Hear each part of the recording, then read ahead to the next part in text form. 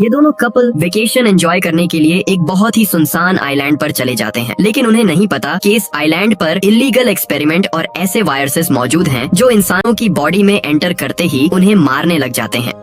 इस एडवेंचरस कहानी की शुरुआत होती है मार्टिन नाम के एक आदमी को दिखाते हुए, जो अपनी ब्यूटीफुल वाइफ केट के साथ किसी नाव पर बैठकर आगे बढ़ रहा था। मार्टिन और केट को शादी किए हुए 2 साल से ज्यादा का समय हो चुका था। शुरुआत में तो उनके रिलेशनशिप के बीच सब कुछ ठीक था, लेकिन जब से केट का मिसकैरेज हुआ है तो वह बहुत ही ज्यादा डिप्रेशन में रहने लगी है। ना ही वह खुद का ख्याल रखती है और ना ही मार्टिन से अच्छे से बात करती है। अब कहीं ना कहीं केट को लगता था कि इन चीजों में मार्टिन ही जिम्मेदार है, क्योंकि वो उसका अच्छे से ख्याल नहीं रख पाता। अब मार्टिन को तो केट के बारे में बहुत फिक्र होने लगी थी, इसीलिए उसका माइंड फ्रेश करने के लिए उसे आइलैंड पर लेकर जा रहा होता है, जहाँ 2 साल पहले वो लोग अपनी शादी के बाद आए थे। मार्टिन ने तो अपने साथ एक एजेंट को भी लिया था, जो उसे आइलैंड पर मौजूद उसके घर तक लेकर जा सके। मार्टिन तो सिर्फ यही चाहता है कि वह उस पूरे आइलैंड पर अपनी वेकेशन बहुत अच्छी तरीके से एंजॉय करें। उनके बीच जो दूरियां हैं शायद इससे वह मिट जाए, लेकिन उन दोनों को जरा भी आइडिया नहीं कि शायद यह उनका आखिरी वेकेशन होने वाला है। थोड़ी देर के अंदर ही वो पानी का रास्ता तय करते हुए भी आइलैंड तक पहुँच जाते हैं। दूर दूर तक आइलैंड पर सिर्फ पेड़ पौधे ही दिखाई दे रहे थे और अंदर की तरफ सिर्फ उस एजेंट का घर होता है जिसमें वो स्टे करेंगे। एजेंट ने मार्टिन को सारी चीजें समझाना स्टार्ट कर दिया कि इस जगह पर रेडियो सिग्नल काम नहीं करते, इसीलिए उसे जब भी जरूरत पड़ेगी वह उसे सैटेलाइट फोन से कनेक्ट करेगा। यहाँ पर बिजली जाते रहती है तो घर के नीचे एक जनरेटर है जो ऐसे बिजली जाने पर पावर जनरेट करके देगा। साथ ही साथ उस एजेंट ने मार्टिन को यह भी समझाया कि भले ही इस आइलैंड पर सिर्फ उसका ही घर है, लेकिन उसके थोड़े थोड़े दूरी पर कई ऐसे भी आइलैंड्स हैं जहाँ पर सोल्जर्स रहते हैं, तो उन दोनों को यही ट्राई करना है कि अपने घर से ज्यादा दूरी पर ना जाए। यहाँ मार्टिन सब समझ चुका था और अब वह एजेंट उन्हें अलविदा कहकर वहाँ से चला जाता है, लेकिन जब भी मदद की जरूरत होगी उसने ऑफर दिया है कि वह उन्हें कॉल कर सकते हैं। मार्टिन और केट दोनों अपने वेकेशन का सामान लेकर उस घर के अंदर आ जाते हैं। दोनों यही होप कर रहे थे कि इतने दिन साथ में रहने पर शायद उनके बीच की दूरियां कम हो जाएं और हो सकता है कि केट अपने गिल्ट को एकदम से कम करके सब कुछ भुला दे। खैर, प्लान तो यही होता है, लेकिन जरूरी नहीं कि सब कुछ उनके हिसाब से चले।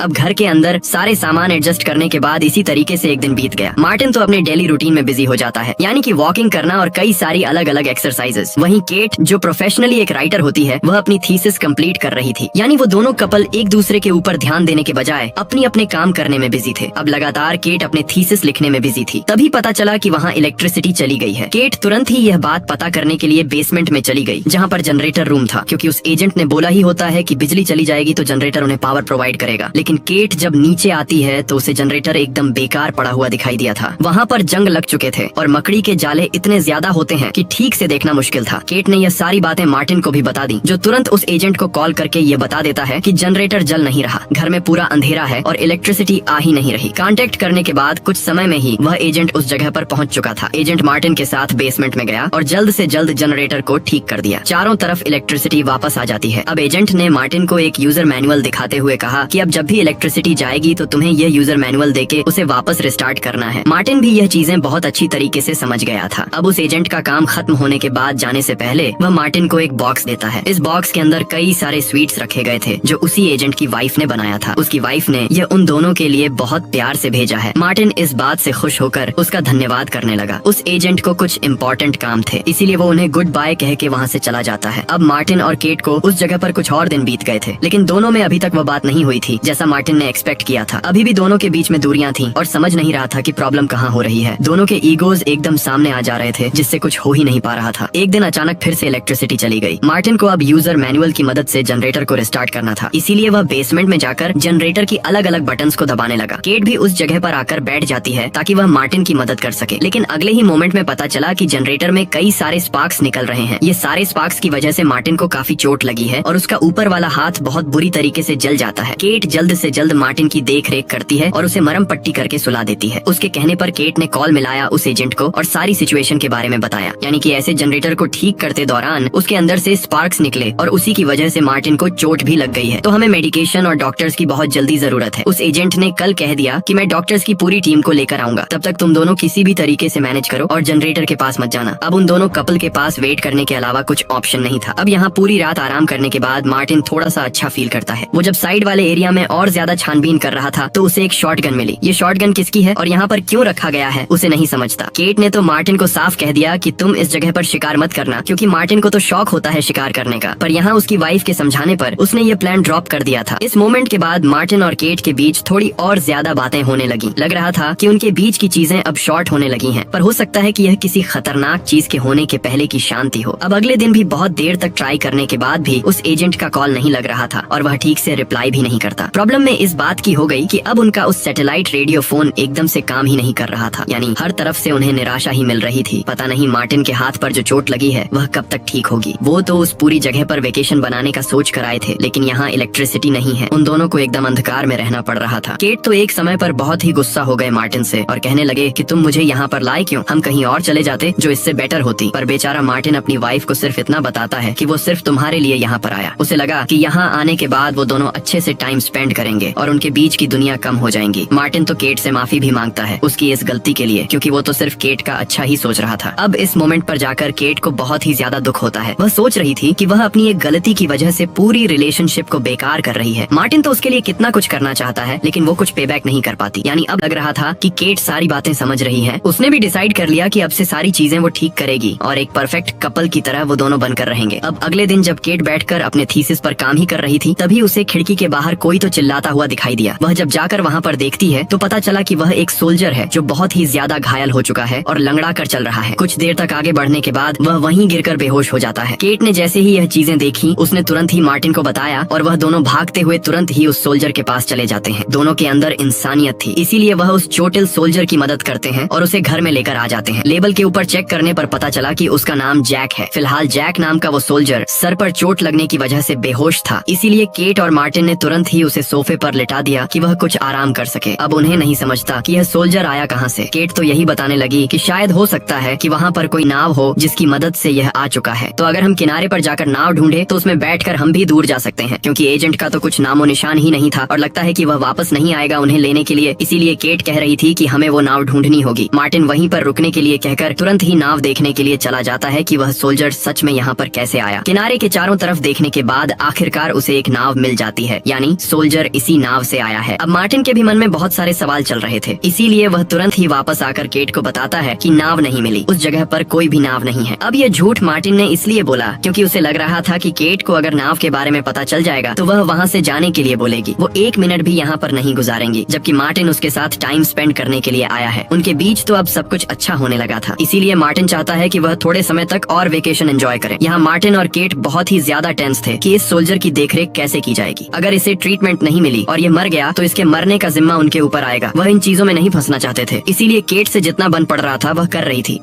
अब कुछ देर बीतने के बाद पता चला कि जैक नाम के उस सोल्जर को होश आ रहा है। धीरे धीरे उसने अपनी आंखें खोली और तुरंत ही केट की तरफ देखकर एकदम चौंक गया। केट भी काफी ज्यादा घबराकर पीछे हो जाती है। मार्टिन वहाँ पर आकर उस सोल्जर को समझाता है कि तुम घायल अवस्था में यहाँ पर आ गए थे, इसीलिए हमने तुम्हारी मदद की यहाँ पर पहुँचाने के लिए, तो फिलहाल तुम्हें आराम करना चाहिए। इसीलिए मार्टिन अब जैक नाम के उस सोल्जर को एक कमरा प्रोवाइड करता है जहाँ पर वो जब तक नाव हो जिसकी मदद से यह आ चुका है, तो अगर हम किनारे पर जाकर नाव ढूंढे तो उसमें बैठकर हम भी दूर जा सकते हैं, क्योंकि एजेंट का तो कुछ नामो निशान ही नहीं था और लगता है कि वह वापस नहीं आएगा उन्हें लेने के लिए। इसीलिए केट कह रही थी कि हमें वो नाव ढूंढनी होगी। मार्टिन वहीं पर रुकने के लिए कहकर तुरंत ही नाव देखने के लिए चला जाता है कि वह सोल्जर सच में यहाँ पर कैसे आया। किनारे के चारों तरफ देखने के बाद आखिरकार उसे एक नाव मिल जाती है, यानी सोल्जर इसी नाव से आया है। अब मार्टिन के भी मन में बहुत सारे सवाल चल रहे थे, इसीलिए वह तुरंत ही वापस आकर केट को बताता है कि नाव नहीं मिली, उस जगह पर कोई भी नाव नहीं है। अब यह झूठ मार्टिन ने इसलिए बोला क्योंकि उसे लग रहा था कि केट को अगर नाव के बारे में पता चल जाएगा तो वह वहाँ से जाने के लिए बोलेगी। वो एक मिनट भी यहाँ पर नहीं गुजारेंगी, जबकि मार्टिन उसके साथ टाइम स्पेंड करने के लिए आया है। उनके बीच तो अब सब कुछ अच्छा होने लगा था, इसीलिए मार्टिन चाहता है कि वह थोड़े समय तक और वेकेशन एंजॉय करें। यहाँ मार्टिन और केट बहुत ही ज्यादा टेंस थे कि इस सोल्जर की देखरेख कैसे की जाएगी। अगर इसे ट्रीटमेंट नहीं मिली और ये मर गया तो इसके मरने का जिम्मा उनके ऊपर आएगा। वह इन चीजों में नहीं फंसना चाहते थे, इसीलिए केट से जितना बन पड़ रहा था वह कर रही थी।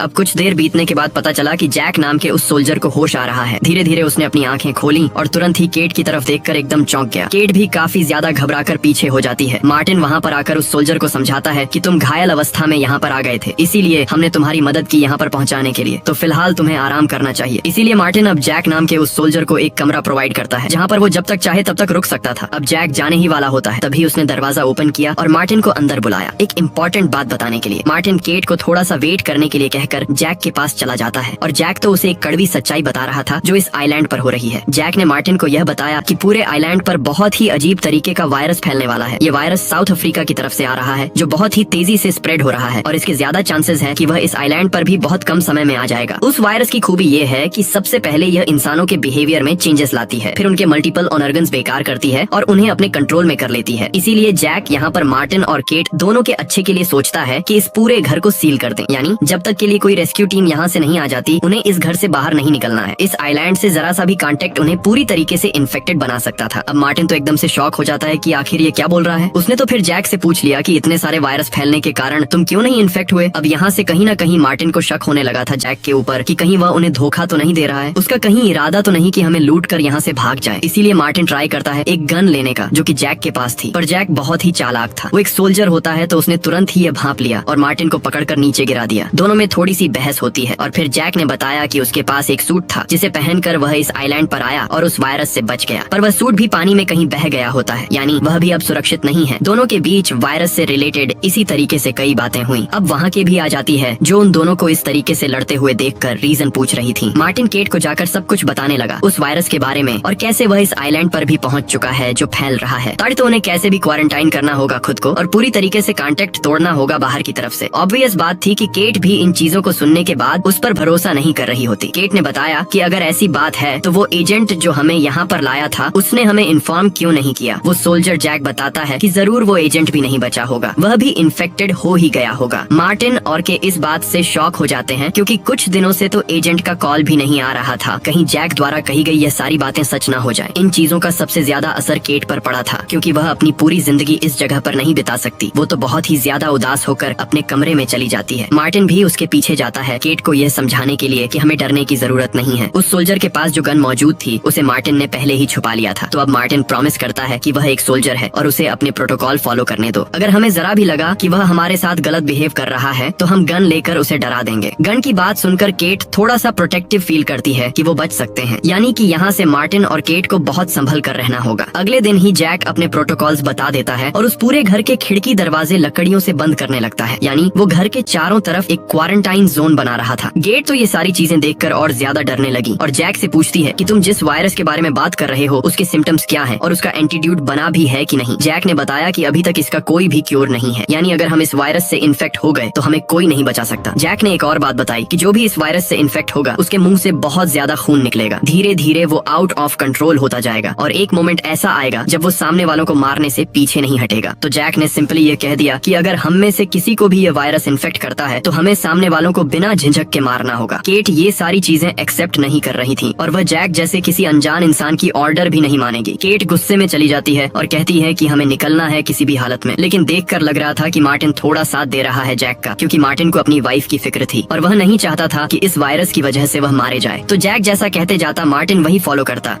अब यहाँ एक रात जब केट आराम से सो रही थी तो बाहर से कुछ आवाज आती है। जैक तुरंत ही कमरे में आकर मार्टिन का मुंह पकड़ लेता है और कहता है कि आवाज मत करना, बाहर की तरफ कोई तो आया है जो हम पर नजर रख रहा है। तुरंत ही वह उसे लेकर बेसमेंट की तरफ चला गया जहाँ पर एक छोटी सी खिड़की थी। वो उसी खिड़की से देखने लगी कि बाहर की तरफ कौन है। जैक मार्टिन को बताता है कि यह वही खतरनाक लोग हैं जिन पर इन्फेक्शन हो चुका है और वह अपने शिकार को ढूंढ रहे हैं ताकि वह हमें भी कन्वर्ट कर दें। जैक ने कई सारे कुल्हाड़ी और हथियार मार्टिन को दिए ताकि वह उन्हें प्रोटेक्ट करेगा और तो और वह उसे मैनिपुलेट करता है उस छुपाई गई गन को भी हासिल करने में, यानी जैक को अब उसकी गन मिल चुकी है। जैक तुरंत ही बेसमेंट में जाकर चारों तरफ फायर करने लगा और उसी की आवाज सुनकर केट बेचारी उठ जाती है। केट नहीं समझ पा रही थी कि इस आइलैंड पर वो अकेले हैं। फिर वो सारे इन्फेक्टेड लोग जिनकी बात जैक कर रहा था वो कौन है। कई देर तक गोलियां चलाने के बाद कोई रिजल्ट नहीं निकलता तो जैक आकर उन्हें बताने लगा कि शायद वह सब लोग अभी चले गए हैं, लेकिन इसकी ज्यादा प्रोबेबिलिटी है कि वो वापस आएंगे हमें इन्फेक्ट करने के लिए, इसीलिए उन सभी को एकदम चौकन्ना रहना होगा। लेकिन यहाँ मार्टिन और केट जिस आइलैंड पर फंसे हुए थे वहाँ पर तो कुछ और ही बात चल रही थी। केट तो अब यहाँ पर ये नोटिस कर रही थी कि जैक के पास अब उसकी खोई हुई गन आ चुकी है जिसे और किसी ने नहीं बल्कि मार्टिन ने ही दिया था उसके कहने पर। केट तो मार्टिन से काफी गुस्सा हो गई थी, पर मार्टिन बाद में समझाता है कि जैसा वह कहेगा हमें वह करना है। हमें पता लगाना होगा कि जैक यहाँ पर आखिरकार क्यों आया है और उसका मेन गोल क्या है। दोनों ये बात समझ जाते हैं और बार बार ट्राई कर रहे थे कि वह जैक से जितना इन्फॉर्मेशन हो सके उतना निकाले। वह तो उसके आर्मी बेस के बारे में पूछते हैं कि वह कहाँ काम करता है और उसका बेस कहाँ पर है। जैक ने उन्हें सब कुछ बता तो दिया था, पर अभी भी दोनों को उसके ऊपर शक होता है। दोनों अब जैक के ऊपर और ज्यादा नजर रखने लगे। थोड़ी देर बाद जैक खुद कह रहा था कि उसे जनरेटर ठीक करना होगा, उसी की वजह से यहाँ इलेक्ट्रिसिटी आएगी और वह अंधकार में तो इतने टाइम तक नहीं रह सकते। अब मार्टिन ने जैक को कहा कि वह बहुत ही डिफिकल्ट है, मैं भी उसे ठीक नहीं कर पाया, लेकिन जैक कहता है कि मुझे एक बार ट्राई करना ही होगा और वह केट से मदद मांग रहा था, जिसके लिए वह राजी भी हो जाती है। यानी किट बेसमेंट में चली गई जैक के साथ। जैक लगातार उस जनरेटर को ठीक करने में लग गया, पर मार्टिन नीचे आकर कहता है कि यह एकदम बेकार का काम है। मेहनत करने के बावजूद भी कोई रिजल्ट नहीं निकलेगा, क्योंकि यह जनरेटर के अंदर के सिस्टम खराब हो चुके हैं। मार्टिन यह देखकर बहुत गुस्सा हो रहा था, क्योंकि इससे पहले वह भी जनरेटर ठीक करने का ट्राई कर रहा होता है, पर गेट इस तरीके से उसकी मदद करने कभी नहीं आई। वह एकदम जेल सी वाली भावना में ऊपर चले जाता है और कई सारी लकड़ियां जमा करता है आग जलाने के लिए। उसे भरोसा था कि जनरेटर ठीक नहीं होगा, पर अचानक जब जैक बाहर निकलता है और सारी लाइट्स को ऑन करता है तो पता चला कि सच में जनरेटर उसने ठीक कर दिया है। केट भी पता नहीं क्यों जैक से थोड़ा खुश लग रही थी उसके इतने अच्छे स्किल्स को देखकर। मार्टिन तो तुरंत ही केट के पास आकर पूछने लगा कि तुम उसके साथ क्यों गई? मुझे उसके ऊपर बिल्कुल भी भरोसा नहीं है और उसकी बात मानना बंद करो। पर केट तो उसे ही उल्टा जवाब देने लगी कि मार्टिन ने ही कहा था कि हमें सब कुछ पता लगाना है, तो इसीलिए वह सबसे पहले जैक का भरोसा जीतने की कोशिश कर रही है। केट ये चीजें कहकर वहाँ से चली गई। अब रात के समय जब केट खाना बना रही थी तो वह जैक से पूछती है उसकी फैमिली के बारे में। जैक ने सब बता दिया कि कैसे उसकी एक अच्छी फैमिली थी, पर एक बीमारी के कारण उसकी वाइफ मारी गई। जैक बहुत दुखी लग रहा था, इसीलिए केट उसे सांत्वना देने के लिए आती है, पर केट की साफ नजर तो टेबल पर रखी हुई जैक के गन के ऊपर थी। वह ट्राई करती है कि इसी बहाने वह गन को चुरा ले, पर जैसे ही वह गन को हाथ में लेने गई तुरंत ही जैक उसे पकड़कर दबोच लेता है। जैक को तो शुरुआत से ही केट पर शक था और वह कहता है कि उसे सब कुछ पता चल चुका है केट की उस डायरी की वजह से। केट ने उसमें सब कुछ लिखा था जो उसकी लाइफ में हो रहा होता है, यानी अपने हस्बैंड मार्टिन से वो झगड़ा और कुछ महीनों पहले जो मिसकैरेज हुआ था उसका भी। यहाँ तक कि जैक बताता है कि जो बच्चा तुम्हारा मर गया उसकी पूरी जिम्मेदार तुम हो, पर ये बात केट ने अभी तक अपने हस्बैंड मार्टिन को बताई नहीं होती। वो ऐसा दिखाती है कि इस पूरी चीजों का जिम्मेदार मार्टिन है। कुछ समय बाद तो मार्टिन भी यही सोचने लगा था। जैक केट को चेतावनी देता है कि तुम मेरी बात मानो, नहीं तो वह सारी सच्चाई तुम्हारे हस्बैंड को बता देगा। केट बहुत ही ज्यादा दुखी होती है और धीरे धीरे दूसरे कमरे में मौजूद मार्टिन के पास आती है। उसने रोते हुए सारी बातें मार्टिन के सामने कन्फेस कर दी कि कैसे यह उसकी गलती थी कि उसने दवाइयाँ लेना बंद कर दिया था। वो बहुत ही ज्यादा इरेस्पॉन्सिबल थी अपने बच्चे को लेकर और इसी वजह से वह मर गया। केट बहुत ज्यादा रोकर माफी मांगती है, इसीलिए अब मार्टिन उसके पास जाकर उसे माफ कर देता है। वह तो उसे गले लगा ले रहा था और कह रहा था कि हमें यहाँ से निकलना होगा, इसीलिए दोनों हिम्मत जुटाकर जैक के पास आ जाते हैं नीचे की तरफ। वो दोनों तो जैक से सीधा आकर कहने लग जाते हैं कि हमें यहाँ से जाना है, हमारी फैमिली दूसरी तरफ मौजूद है और अगर इसके लिए हमें इन्फेक्ट भी होना पड़ेगा तो हम हो जाएंगे। तो इसीलिए वह जैक को कहते हैं कि तुम यहीं पर रुको, हमें जाने दो। लेकिन जैक इस मोमेंट पर बहुत गुस्सा हो गया और उसके हाथ में जो गन थी उसे वह दोनों को पॉइंट आउट करने लगा। वह दोनों को नीचे गिराकर ये कहता है कि यहाँ से अब कोई नहीं जा सकता, जब तक ये वायरस पूरा खत्म ना हो जाए। वह दोनों उसकी जिम्मेदारी है, भले इसके लिए उसे जबरदस्ती क्यों ना करनी पड़े। जैक ने अब जल्द से जल्द दोनों हस्बैंड वाइफ को कमरे के अंदर बंद कर दिया ताकि वह बाहर ना निकल सके। देखते देखते अब यहाँ रात हो जाती है और मार्टिन थोड़ी चालाकी दिखाते हुए ऊपर के रास्ते से निकल जाता है। उसने अपने मुंह पर हैंकर चिप लगा ली थी ताकि वायरस का कुछ असर ना हो। वह तो सीधा किनारे पर चला गया ताकि सोल्जर की बोट मिल जाए और वह फिर अपनी वाइफ के साथ यहाँ से निकल जाए। लेकिन मार्टिन ने उस जगह पर एक शॉकिंग चीज देखी। पता चला कि वहाँ पर एजेंट और उसकी वाइफ की डेड बॉडी थी और उन्हें लिटरली गोली मारी गई होती है। अब तो मार्टिन को पूरा शक हो गया था जैक के ऊपर कि वो वायरस का एकदम बहाना कर रहा है। वह जल्द से जल्द घर में आकर उस रूम में चला जाता है जहाँ पर केट मौजूद थी। थोड़े समय बाद जैक उन दोनों को गन पॉइंट करा के खाना बनाने के लिए लेकर आता है। केट पानी तो गर्म कर रही थी, लेकिन एक अच्छा मौका देखकर उसने गर्म पानी जैक के ऊपर फेंकने का ट्राई किया। मार्टिन भी ये सोचता है कि वह गन उससे ले, लेकिन जैक बहुत फुर्तीला था और वह उस हमले से बच गया। उसने तो दोनों को बहुत मारा और गन पॉइंट करके वापस कमरे के अंदर बंद कर दिया। अब से तो शायद जैक और ज्यादा चौकन्ना रहेगा इन दोनों को लेकर। इस पूरे केओस की वजह से केट और ज्यादा घबराती जा रही थी। तो एक और बार जब रात होती है तो मार्टिन ऊपर की छत से निकलकर वापस नीचे आया। उसे याद आ रहा होता है कि पीछे वाले रास्ते पर उसने शॉटगन देखी थी, तो अगर वह उसे ले लेगा तो उनके पास एक अच्छा खासा प्रोटेक्शन का साधन होगा। पर जैसे ही वह नीचे कूदता है तो इसकी आवाज शायद जैक को आ गई। जैक भी चौकन्ना होकर वहाँ पर देखने लग जाता है। मार्टिन कैसे भी उस शॉटगन को लेकर आ ही रहा था, पर खिड़की के ऊपर उसे जैक जैसे ही दिखाई देता है तो वह नीचे कूद गया। शॉटगन की सारी बुलेट्स एकदम गीली हो चुकी थी, पर मार्टिन कुछ देर तक वहीं पर रहा जिससे कि जैक वहाँ से चला जाता है। जैक जल्द से जल्द पहुंचा मार्टिन के कमरे में, लेकिन वह उस जगह पर नहीं होता। इसी वजह से जैक को मार्टिन के ऊपर गुस्सा आने लगा। अगले दिन तो वह गन से मार्टिन को ही पॉइंट आउट किया रहता है, पर अब यहाँ पता चला कि मार्टिन की तबीयत खराब होने लगी है और उसे अस्थमा की बीमारी थी। अगर उसे उसका इनहेलर नहीं दिया गया तो शायद मार्टिन मर भी सकता है। तो इसीलिए अब जैक और केट नीचे चले जाते हैं उसका इनहेलर ढूंढने के लिए। मार्टिन तुरंत ही शॉटगन लेकर उसके पीछे आ जाता है और जैक को पॉइंट आउट करता है। केट ने उससे वो गन ले ली थी और अब दोनों जैक को अच्छी तरीके से बांध देते हैं ताकि वह उन पर अटैक न करें। यहाँ से लग रहा था कि पूरा कंट्रोल मार्टिन और केट के हाथ में होगा, पर अचानक मार्टिन की तबीयत खराब होने लगी और उसे चक्कर आने लगे। मार्टिन के मुंह से बहुत भारी मात्रा में खून भी निकल रहा था। केट मार्टिन को संभाल रही थी, पर अब जैक ने उसे बताया कि यह बाहर गया था और जरूर वायरस ने इसे इन्फेक्ट कर ही दिया है। केट जल्द से जल्द कुछ फर्स्ट एड किट लाने के लिए दूसरी तरफ भागती है और यहाँ जैक अपने आप को आजाद करके शॉटगन ले लेता है। यानी अब पूरा सिचुएशन जैक के हाथ में है। मार्टिन तड़पता जा रहा था और जैसे ही किट उस जगह पर आती है उसे छुड़ाने के लिए तो जैक ने उसके भी सर पर हमला करके उसे बेहोश कर दिया। जैक किसी भी हालत में नहीं चाहता कि उसे भी वह वायरस हो, इसीलिए जैक किट को समझाता है कि हमें चाहे कुछ भी हो जाए मार्टिन को मारना होगा। वो इन्फेक्टेड हो चुका है जो कभी ठीक नहीं हो सकता। जैक तो अब केट को मारने के लिए जैसे ही आगे बढ़ता है तभी मार्टिन पीछे से उसका गला दबाने लग गया। बहुत कोशिश के बाद आखिरकार जैक बेहोश हो जाता है। अब थोड़ी देर बाद जब केट गन लेकर कमरे में गई होती है तो जैक उसके पास आ गया गन छीनने के लिए, पर यहाँ के पूरी तरीके से तैयार थी और वह उसे पॉइंट पर रख देती है। केट ने तो अब जैक को मारने की धमकी दी और उससे सच्चाई पूछने लगी कि आखिर तुम कौन हो और यहाँ क्या कर रहे हो। इस मोमेंट पर जाकर जैक ने सब कुछ रिवील कर दिया कि कैसे वह एक आदमी में काम करता था, लेकिन मिलिट्री वालों की एक सीक्रेट फैसिलिटी है जहाँ पर वह अलग अलग टाइप के ड्रग्स टेस्ट करते हैं। तो उन्हीं लोगों ने जाने अनजाने में जैक के बॉडी में वो ड्रग का टेस्टिंग कर ली थी, पर बाद में पता चला कि ये ड्रग कुछ अलग ही तरीके से रिएक्ट कर रहा है और एक अजीब तरीके का वायरस उसकी बॉडी में फैलने लगा है, जिसका मतलब था कि वायरस चारों तरफ नहीं फैल रहा बल्कि जैक के अंदर ही है और जैक की वजह से अब मार्टिन और केट दोनों ही इन्फेक्टेड हो चुके हैं। इसका असर तब ज्यादा हो गया जब जैक वहाँ से अपने घर पर गया होता है और वह खुद एक्सेप्ट कर रहा था कि उसी की वजह से उसकी वाइफ की जान गई। जब यह चीजें मिलिट्री ऑफिसर्स को पता चलने लगी तो वह जैक की जान लेने के लिए उसका पीछा करते हैं और इसीलिए जैक भागते हुए इस आइलैंड पर आ गया। उसे फिर तुम दोनों मिले जो घर के अंदर आकर रहने लगा। यानी केट भी अब समझ चुकी थी कि आखिरकार इसके अंदर ही वायरस है और वह स्प्रेड हो चुका है उनकी बॉडी में भी। मार्टिन की तबीयत खराब पे खराब होती जा रही थी और वो यह चीजें सह नहीं पाता, इसीलिए उसने केट से कहा कि तुम उसे मार दो ताकि यह वायरस और ज्यादा न फैले। वो केट से बहुत रिक्वेस्ट करता है और शुरुआत में तो केट नहीं मार रही थी, लेकिन मजबूरी के कारण उसे खत्म ही करना पड़ा। केट बहुत ही ज्यादा रोने लगी थी।